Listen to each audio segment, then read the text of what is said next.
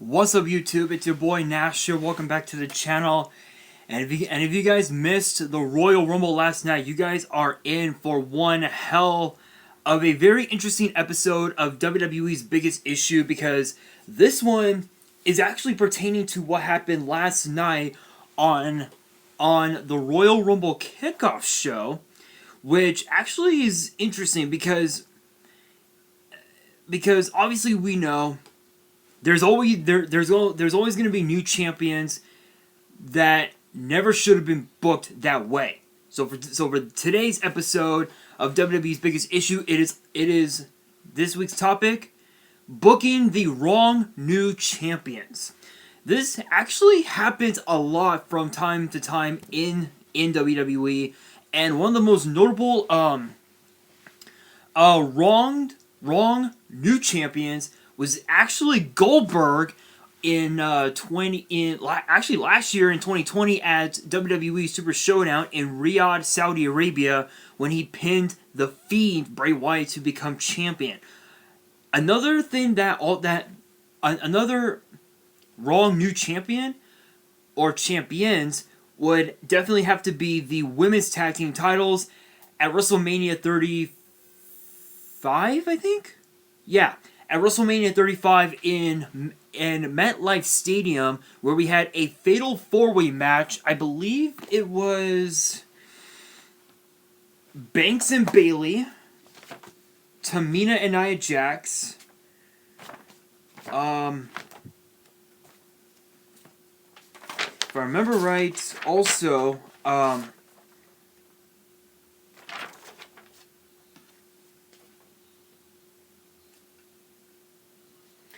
Yeah, so it was Banks and Bailey, Nia Jax and Tamina, Pin Up Strong, which was Beth Phoenix and Natalya, and the Iconics, Billie Kay and Peyton Royce. That match actually ended when the Iconics actually defeated defeated Pin Up Strong to win the titles, and they held the titles for pretty much most of 2019 until they lost the titles to Nikki Cross and Alexa Bliss. And ironically enough, the Iconics had barely defended those titles. They barely defended them because they would always like scurry away, hide, because they thought nobody was worthy. But the thing is that with tag teams like Banks and Bailey, they were not like that. In fact, they would defend the titles anytime.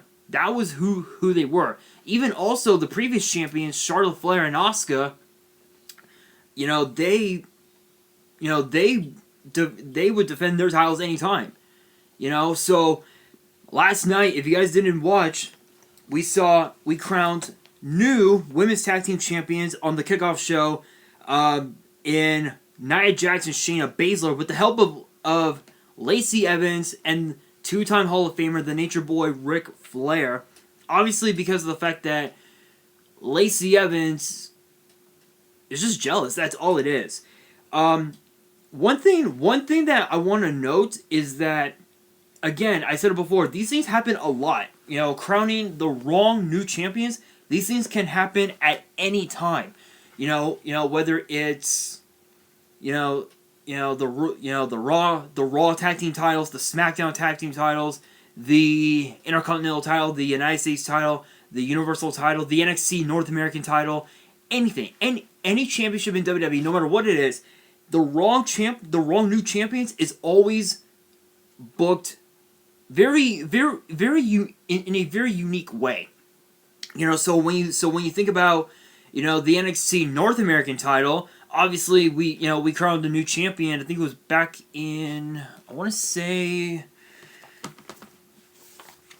when was it actually? I want to say it was back in November, like right around October, November, like right around there, where we saw Leon Ruff actually defeat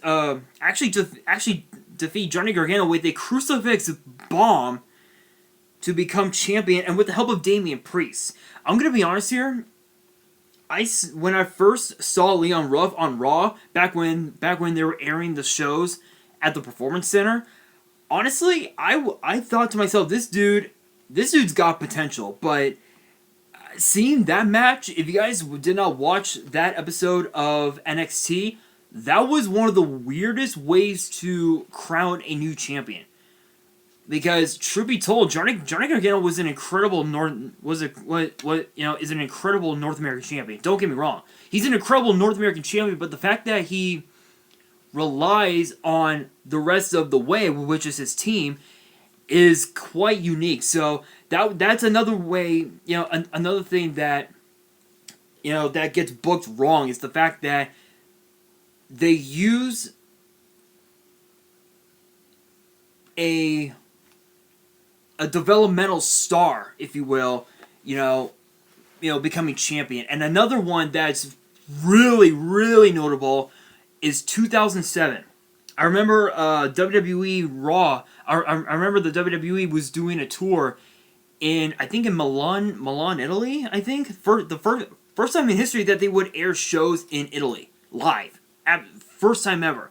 I remember Vince McMahon was issuing an open challenge to anybody in the audience to challenge Umaga, rest his soul, for the Intercontinental Championship, and Santino Marella ended up accepting the challenge.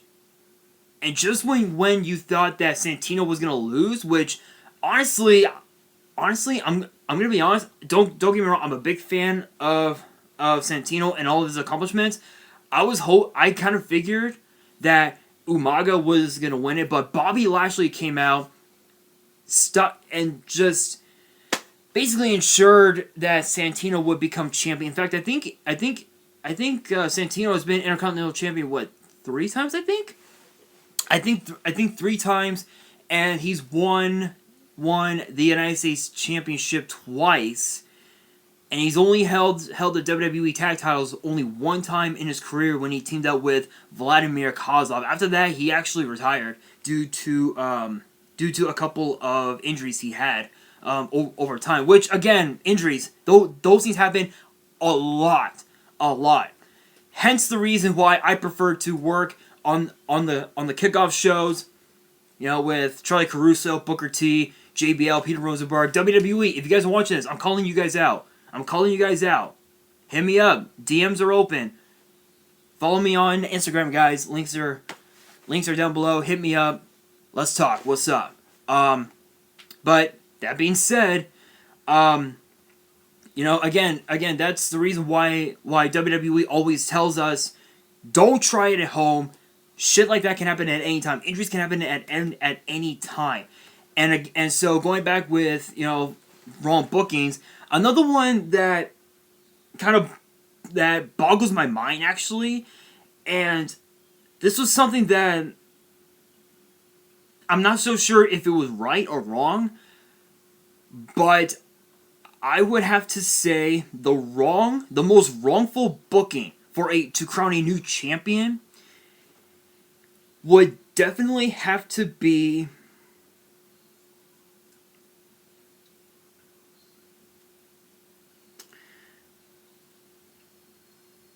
I would have to say, where would that be? I completely forgot. There was one match that had the worst wrongful booking possible. I'm trying to remember what year it was. I want to say it was 2009. I want to say.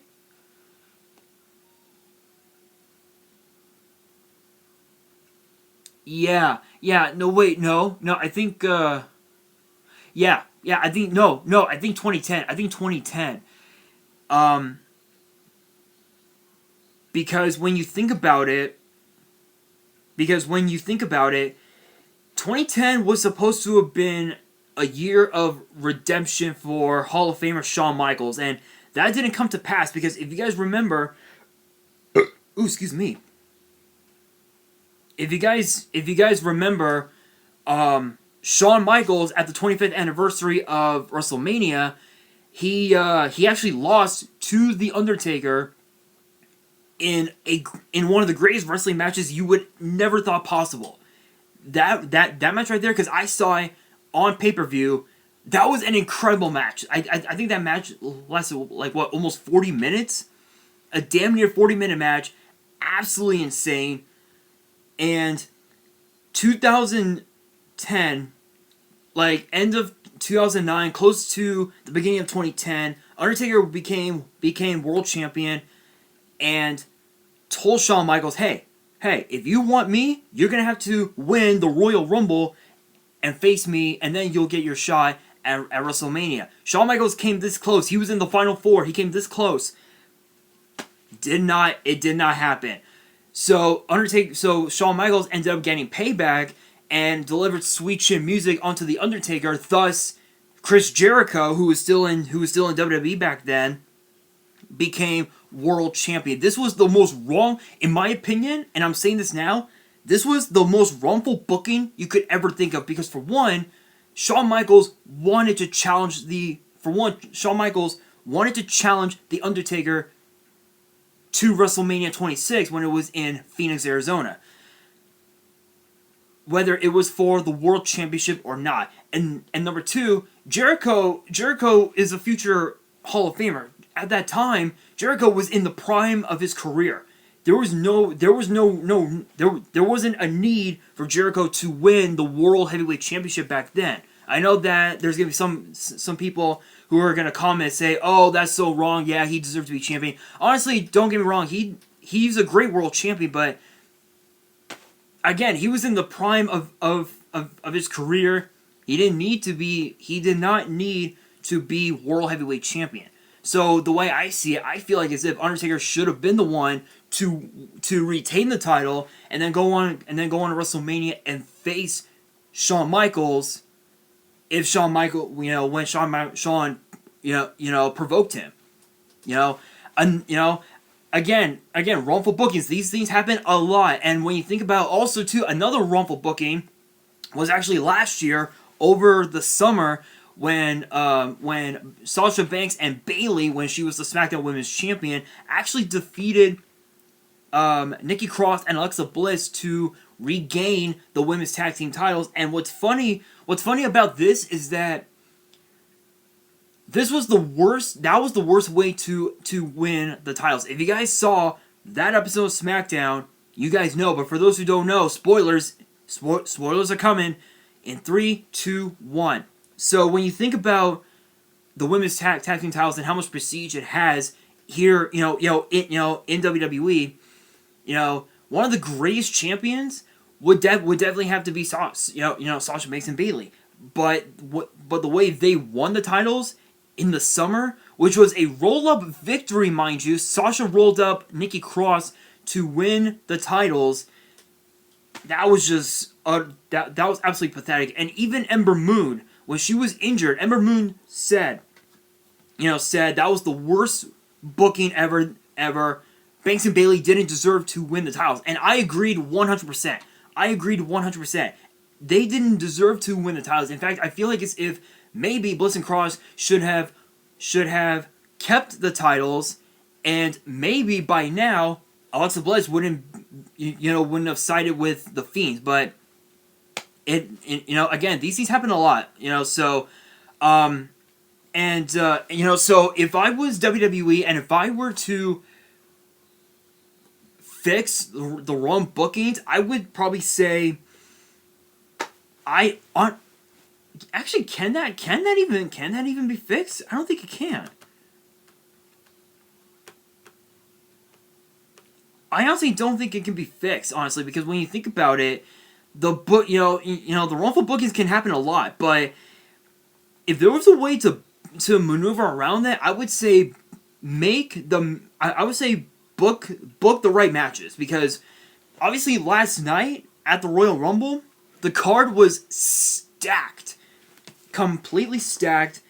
The bookings, the way they booked that card was absolutely insane. I would consider this pay-per-view to be the best pay-per-view of 2021 right now, because come on, getting to see Drew McIntyre defeat Goldberg, Come on. Seriously. And plus, we all know that match was based on respect. Goldberg told Drew, hey, you've got size, you got speed, you got the agility, you don't have respect. That's where I come in. Goldberg gave Drew McIntyre that respect. The only downside to this whole thing was the kickoff show where we saw Charlotte Flair and Asuka lose their tag titles to Jackson Baszler, which again that again ties with what I said. If WWE were to would have booked that right, you know, as in make the match fair and not have Charlotte, you know, and not have Ric Flair and Lacey Evans get involved, I feel like as if maybe there could have been a different outcome, you know, but again, these things happen a lot. But that actually brings me to the question of the day. What would you consider to be the worst booking for a new champion or new champions in WWE history? Let me know in the comments below.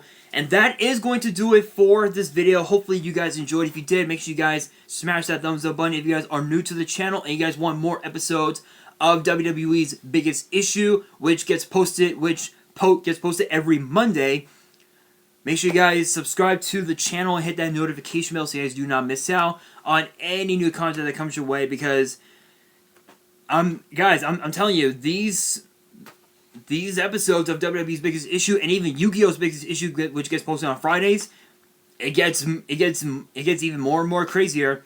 And be sure to follow me on Twitter and Instagram. All of the links will be down in the description. And be sure to also too, guys, if you guys have any fan mail that you want to send me and want me to open up on the channel, because 2021 I will be doing fan mail. My address will be in the description. And on that, this is your boy Nash signing out.